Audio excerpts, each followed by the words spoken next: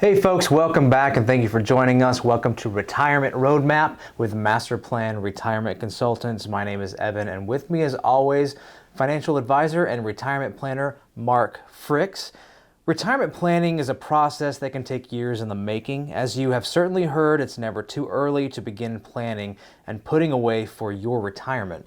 Your early adulthood, for instance, is a great time to create healthy financial habits like budgeting and saving, habits that can carry us through decades or more.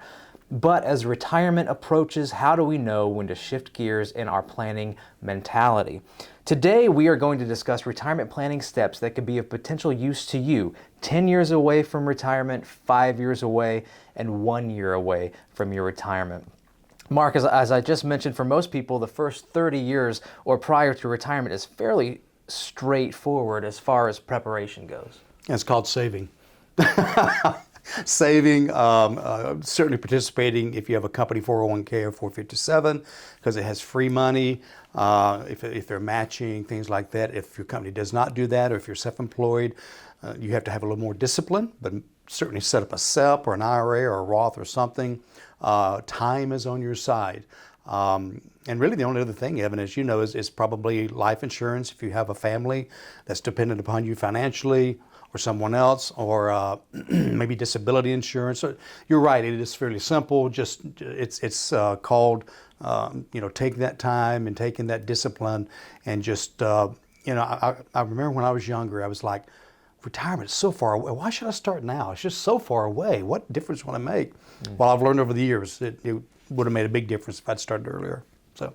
So again, everyone's situation will vary a little, but there are these primary commonalities for those of us with a longer time horizon to retirement. But as far as the 10-year, 5-year, and 1 year away, we do want to say before we jump in, this is not a step-by-step instructional by any means. Rather, these are common areas of concern for most people.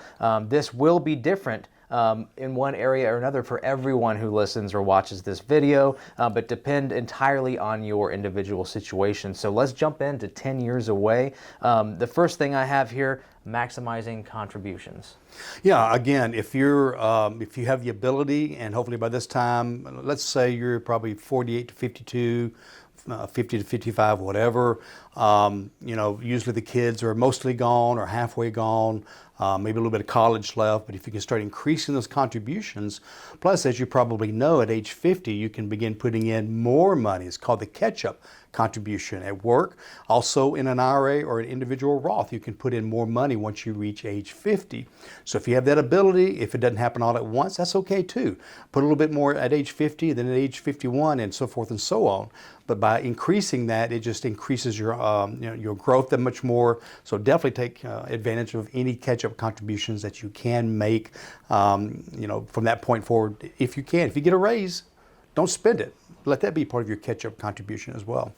What about debt management, and with the contributions and trying to save more? How do you strike a balance between those two things? That is that's an excellent point, Evan. That is a tough balance because and really it's a one-on-one situation. When I'm talking with someone that's in that range from retirement, I don't like to pay too much toward the house, typically, because a house is very cheap interest. So, if your interest rate in your house is 2.5% to 4.5%, give or take, then I'd rather leave that bill to last. And so, if you do have credit cards, even nowadays, car payments their interest rates can be pretty low sometimes. So you kind of can do the snowball effect, pay off the highest interest rate first and work your way down. Mm-hmm. But it's still individualized because you still want to be putting money away as well. Because it's great to pay off a credit card at 26%. If you're only making 8% on your money in your 401k, so you do want to get that paid down. But that car that you're only paying 4% on or 5% on, it's a different story. So I guess balance is the best answer. That was a long way around that, but that's the reason why there needs to be a balance for that. Long way to say different for everybody. Yeah. So the second thing I have is to begin to gather retirement income amounts. And we're about 10 years away, so those will change. But as far as Social Security or maybe potential pensions? Yeah, and yet begin thinking about what your income is going to be. Go ahead and take a look at your Social Security statements. Understand that they are projections, but they can give you an idea if you've worked for a company in the past or now. What kind of a pension maybe is in the past. If you're a military, government worker, that's a possibility as well. As far as the budget goes, that is difficult. But what I tell people is if you're that far away and you're working with somebody like us, we're going to say, what are you spending now? And we actually have a budget worksheet that we can send folks. And then what changes over the next 10 years, what's going to go away, sometimes that's debt and things like that. But pretty much what you're spending now minus what's going to go away is kind of what you want to aim for in retirement, at least as a loose number, as a kind of a broad goal to shoot for, so to speak. So that, yeah, income huge. Not only what do you expect to come in, and again, if it's Social Security 10 years away, even pension, it's not going to be super accurate, but to go ahead and start mapping that out. And then, of course, what do you need in retirement? What do you think you're going to need annually for a budget within your income? And then the last thing I really have here for 10 years away is life insurance needs for family protection or disability. Would you start looking at long-term care that early, or was that a little preliminary? A little bit early, I think, for long-term care in most cases. This is not advice or recommendations, of course, but a little bit early. Although it's not too early to be looking at a long-term care strategy. So maybe it's not long-term care insurance. Maybe it's some other type of a vehicle or tool that we can turn into a long-term care coverage or whatever. As far as life insurance, you're at a point there. It really depends on where you're at. If you still have kids that are dependent upon you or a spouse, then you certainly might want to maintain some, but you have to also consider this, Evan. Term insurance is going to start getting really expensive in your 50s and 60s. So should you consider maybe utilizing a universal life or whole life, index universal life, something like that? Again, though, it's just based on need. Don't just, some people say, well, if I'm not working, I don't need life insurance, so I want my life insurance to end at age 62. We need to run some numbers because you pass away, you may be leaving, taking some income off the table. Mm-hmm. If it's a married couple, they both get Social Security. One passes away, the other one loses the smaller of the two. So is that an insurance or is there enough assets there? But so that's a good time, I think, to start analyzing where your life insurance needs are because you're probably still pretty healthy as well. So we're going to move into 5 years away now, and the very first step that I have written here is crunch the numbers again. Look at your income amounts, look at your budget again, what's changed, how much do you need, how much are you expecting, and also obviously highly recommend seeking a financial services professional to help you with that as well. So how long do you expect to be retired? So that's another maybe 5 years away, start being concerned about outliving your money or not? Yeah, I think it's a good time to look at that because, again, now you're probably 55 to 60, 55 to 58, something like that.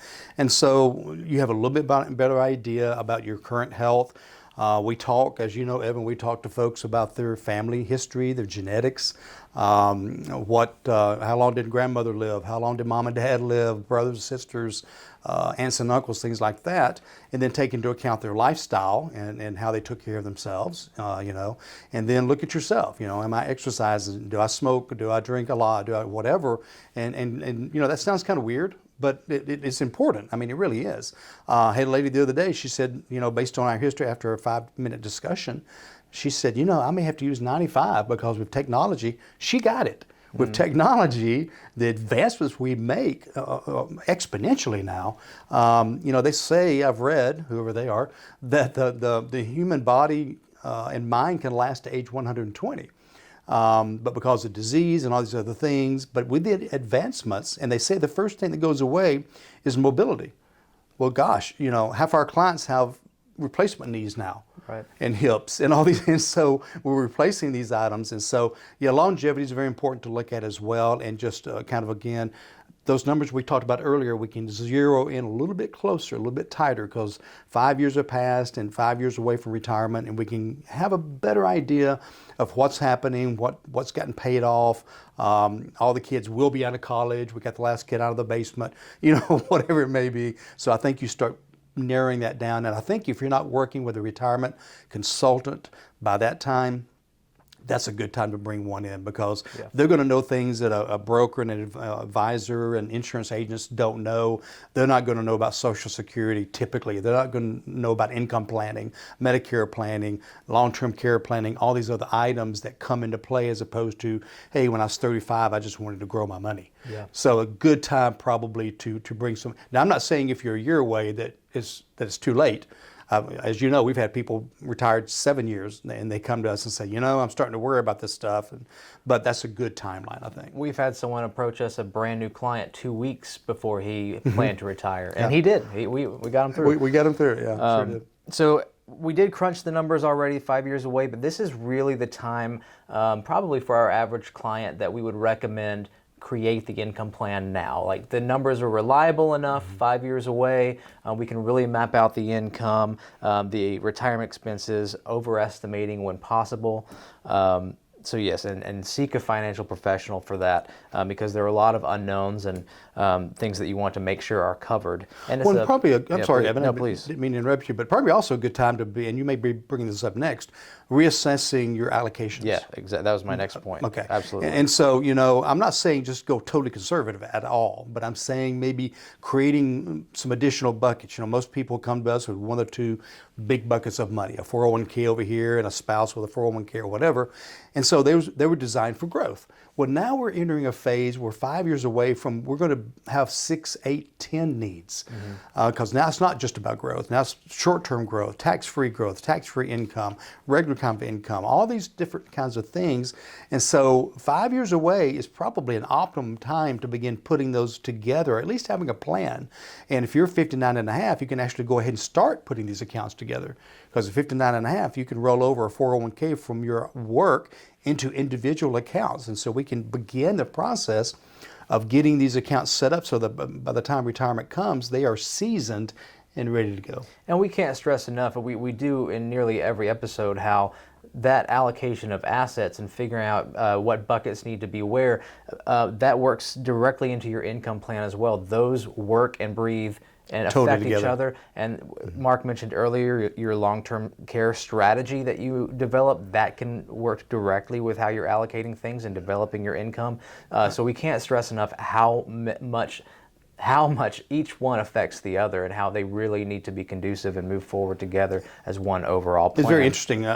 Our first logo when we started this company several years ago was puzzle pieces coming together. Right. And sometimes I look back and go, maybe we should have kept that, because that's really what it is. It's all these pieces, and some people don't even realize those pieces exist. And so we bring those together so they fit perfectly together, because one piece missing from a puzzle kind of ruins the whole puzzle. Yeah. So that's, I think, a good illustration too. I do want to take one quick moment and point you guys out to our website, or point our website out to you guys. That's MasterPlanRetire.com. There you can find retirement resources, links to these videos or podcasts, the radio show, retirement resources such as checklists for retirement. Most importantly, check out the Schedule Now button, and that takes you directly to Mark's calendar, where you can schedule your complimentary consultation. That's 1 or 2 completely complimentary meetings just for you. Get to know you a little bit. You share your retirement hopes and dreams and goals, and we run some numbers for you, and we give you retirement 10,000-foot view of your retirement. Run some of these preliminary income plans. Give some Social Security reports, a lot of different things, really whatever you need, and we give you the best outlook we can in those early stages of retirement planning. So please take us up on that, masterplanretire.com, or you can call us at our office in Marietta, Georgia, 770-980-9262. Now, before we move on from the 5 years, I would say everything we just covered with the buckets and asset allocation and income plan, this is really an ideal point. And again, everyone's different. Like you said, we've had someone come in right before they're ready to retire. It can be done, but as far as the maturity of accounts, as far as things growing and preparing, this is really an ideal time to really start digging into the plan itself. It really is. That's probably, if I had a perfect age or time, it would be about 5 years from retirement. Again, we've got clients that are 35 and 40 that we are able to help. There's not nearly as many pieces yet, But imagine getting, the kind of help we can give at age 35. How much more prepared that these young people are. It's just, just again, time's on your side. And so I would encourage you to get help no matter what age you are, but really, as Evan said, 10 years would be great, but at least 5 years ahead of what you think retirement will be. And by the way, if you're 55 and you're not thinking about retiring until 75, it's still a good time to do that because, first of all, will you be able to wait that long? Who knows how jobs change, things like that. But you may get to age 65 and go, I don't think I want to go to 75. But again, so don't think these are set in stone, like you said in the beginning of today's program. It's not a set in stone number or anything else. But if you're getting into your early to mid 50s, no matter what kind of a date you have in mind, definitely toward the end of your 50s, I'd start getting some help at that point. Yeah. And finally, for 5 years away, you really want to start considering your non-financial lifestyle considerations in retirement. How will you fill your time? Plan for your personal and social life. People are a lot more active in retirement than they used to be, and that's something that I think we really have to consider in our budget now. Well, and some things I asked, it was funny, I had a prospect the other day laugh when I asked this question. I said, the house you're currently in, is it conducive to aging? And she was like, what? Oh, no, I hadn't thought about that, So, because we were talking about, are you going to keep your house? Are you going to move somewhere else? Or get up and get an apartment or town? And maybe you don't know, but it gets you thinking about, hey, do I want to be close to my grandkids? Do I want to be further away from my kids? What does that look like? But also, do you want a second home? There's all these other things that come into play that people really haven't thought about. And if it's a couple, very rarely have they talked about it with each other. Right. And they look at each other and go, oh, I didn't know you wanted that, or things like that. So it's a very interesting, I used to tell people I should have gotten a secondary degree in counseling or something, because it ends up being almost like a counseling session. But that's the kind of questions that if somebody's really planning your retirement, you need to be hearing from them, because it is about, as you said, dreams, goals, but also troubles and problems that you're concerned about, or once we run the reports, what you should be concerned about that maybe you didn't even think about. Right. All right, we're 1 year away. Ooh, it's getting scary. It's so funny when we start getting close to that date. I'll ask our clients. I'll say, "So, are you excited or what?" And they're like, "I'm excited and scared." Yeah. So 1 year away, you really want to start tightening down the asset classes where you're at. Again, I'm not saying you get totally out of growth, but you certainly back off. If you've got a 401k or TSP or growth accounts, we really want to make sure that we've got them split up so that some of them are moderate, some are conservative, some are protected. All of these things, I know that 1 year away is really an important meeting. And then at that time, then we start meeting like maybe every 3 months. Mm-hmm. We'll meet 9 months away, 6 months away, 3 months away, and then right at retirement. And then a month or two after retirement, start tightening that up really, really snug, so that, the number one thing people tell us that we give them is peace of mind. Because they know that this is planned out, we've been working on this, and it's ready to go. So a year away, the thing that pops into my mind is making sure all the asset classes, all the different types of tools are in place and are doing what they should be doing. Mm-hmm. Tightening up those numbers, and then once you hit that retirement date, as you said, revisiting it every few months. How are you guys doing? How's the income feeling? Too much? Too little? What's going on from there? And then also a year away, pre-retirement, exit strategy from your employer. Yeah. So that whether if you're a business owner, it's definitely a big deal. But even from the employer, I know we work with federal workers a good bit, and so we actually help them with the paperwork. There's a packet of paperwork. I've got a copy of it on my computer, so I'm able to go through with them and say, okay, choose this one, choose that one based on our plan. This is the survivor benefit for your pension. This is the kind of life insurance you want to keep with the government or not keep with the government. And we can do that with private companies and corporations as well. Let's take a look at your benefits package.